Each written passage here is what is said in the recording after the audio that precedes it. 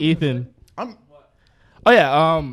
Wait. I'm curious about it. So I think the only person in this room besides you to start a trend on TikTok that's a semi-trend was Berkeley. Berkeley started like a fucking what's the song? Red Hot. Hot Shell Ray. No, I started a trend too. What trend? I'll tell you after. Okay. And it's like woke up with strange tattoo. Kind of looks just like like a simp on his arm. Mm-hmm. But so yeah, he had quite a few shares on that. But like, how do you go about starting a trend? Yeah, let's go. Quite a few shares. Yeah. But that's not like creating. He didn't create a trend though. You created like, this is the trend, right? I just don't like speaking about myself. It feels mad like I'm trying to. This is the one time it's a podcast fully about for you. People are listening to hear you brag. I like keeping my ideologies about TikTok private, but so basically, no one, when you go on social media, no one knows you, and what the identity they form about you is of the trends you create or your image, right? So you'll have these fuck up vids where you'll just fuck up because you didn't know, so you'll fuck up here, fuck up there, but in the long con, no one thinks about those videos. They think about the trends you made. So for me, again, feel like I'm tooting my own horn, but simp trend, or making New York artists go really big, Whoopty was the recent one, but that's not all me, obviously. It takes thousands and thousands of other people to take part in that, right? Yeah. But I definitely played a big part in that. And then Ron Suno, Pinocchio, 22 G's Suburban Part 2, Dior by Pop Smoke, and stuff like that, where it's all drill. Yeah, it's that drill scene where it's that's not on TikTok. But the whole thing is about making trends. It's you just got to be yourself and hope that, by being yourself, you're putting people on to what you find funny, right? So the simp thing, way before that, I always used to be with my friends. I would be yo, bro, that's mad simp. Yo, we just I never really used it as a cuck term. Wait. What do you mean when you say simp? Simp? No, I know what actual simp is, definition. Wait, what was your role in making that huge? Because I knew you as the Simp Nation. Yeah. Wait, explain that to me. Simp Nation was so it was it was the most The Boys type humor. But back then I found that really funny, and I still do looking back at it.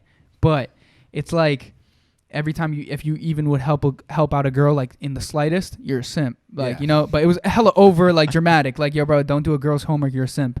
But I took that and I made it like that, and I do the face this face. Yeah. Have you ever seen that? Yeah. That's the simp face, right? But that's beyond the point of the trend making, where it's definitely if you want to be a social media star or that, you don't being sexy is not the first part. The first part is being creative and understanding that you have to make trends. You got to be a leader. You got to be an influencer. Yeah. So you got to be innovative, and you can also hop on to other things. Always, I spend hours a day just on my For You page looking at shit, because you have to be immersed and you kind of have to be addicted to the game, kind of, Mm-hmm. So would you consider the Charlies and Addison the best version of that? I feel like we are so lucky to have Charlie at the top. Oh, yeah. I feel that might be an unpopular, I don't know, because there's a lot of hate, but I think we were very lucky that we got someone so sweet. Yeah, that isn't a dick. That isn't a dick, right? Yeah. Because what if we had a girl that just didn't give a fuck? She wouldn't be there, though. She wouldn't be at the top. Zoe Laverne. Yeah, number one. Yeah, I think that name popped up, but, yeah, so, so, yeah, I think we're really lucky to have Charlie, and I've seen her since, I've seen her grow, but she obviously hasn't seen me. But I've seen her grow since 500K or 300K back in hella long ago, December or February. I keep getting those months mixed up, but December, and I'm always the type to cheer her on, because I'd rather have her than anyone else. I'd rather have someone that is You know what I'm saying? Yeah. It was back in the day. The face of vlogging was the Paul brothers, and that created a certain idea of what it was. It's toxic, and it's kind of promotes a hate type, where it's no, I want to have a leader, or I want to have the biggest person on the platform be someone that promotes love and unity, kind of. Yeah. Exactly. And that's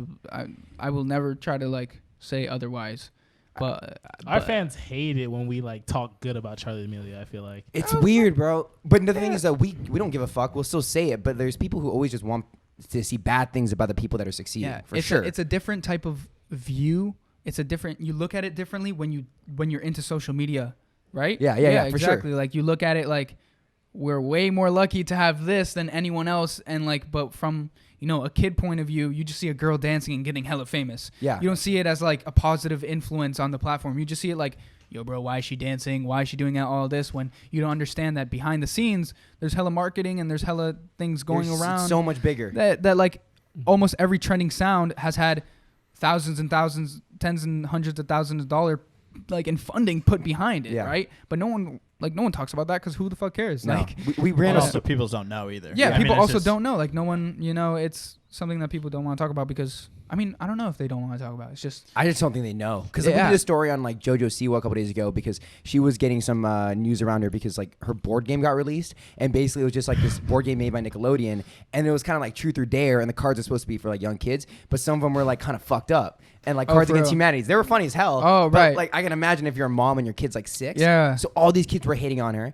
We talked about it, but then people weren't realizing. Oh, it's like but Nickelodeon is behind this. It's bigger than that. Yeah. It's not just on the influencer. That's what sucks. That's what sucks because it's really like sometimes I was never part of a management. I've never been managed exclusively, but that's like a lot of these kids get taken advantage of by these big like monstrous corporations or managements that are just like, yo, like, you know, be problematic here, or be like problematic there. We'll pull some strings and make things work. And it's just like, it's all you know, short that's term. not cool. Like it's not supposed to be ran that way, but that's how it is. It's great for them. It's great for you in the short term, right? Yeah, it is. And it's also great for everyone whose face isn't on it directly. You know what I mean? Yeah, like, exactly. You can put literally all the blame on someone. Yeah. That, like, is like a vulnerable teenager. Yeah. And like you have these people that are just sitting kind of like behind, just like yeah. and shit. I mean, there's That's there's that, and then there's teenagers that are actually like Oh, problematic, and I'm like, that's a conflict that I've always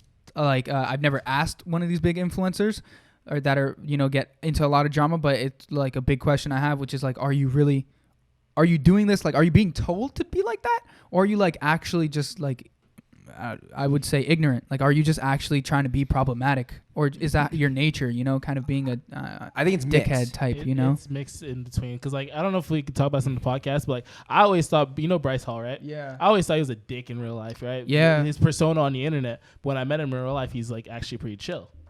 Yeah. Same with when I went to the Hype House. Like Lil Huddy's just mad cool. Like Yeah. it's mad chill. Like dude's mad. Like first of all, they're all intimidating. And quiet as hell too, right? They're quiet, but they're all intimidatingly like hot. Like they're just mad it doesn't sexy. make sense. Like all these influencers. Like if Thank you. anyone, Someone said it. Yo, That's exactly. the problem. That's what you were thinking this whole time. Apart from shitting yourself. You just Yeah, gotta, it's either that or like, dude. Yeah, I mean, exactly. come on. That's like the experience. If anyone wants to know the experience of walking into a content house, is just like, you're gonna feel ugly. Like you're just gonna, Or not like, funny enough. Or yeah, that's the depends. But like yesterday I went to not a content house, and you just walk in, and I told them like, yo, bro, like I'm literally chilling with like 6'2" ripped ass models right here, like in Beverly Hills, like playing ball. Like, bro, these dudes are just so. It's like eye candy, bro. They're so sexy. But that's also it works for the app though. Huh? It works perfectly. Oh, for yeah, the app. yeah, of Just course. swipe and look at. Of course it works for the app. Yeah. Yeah.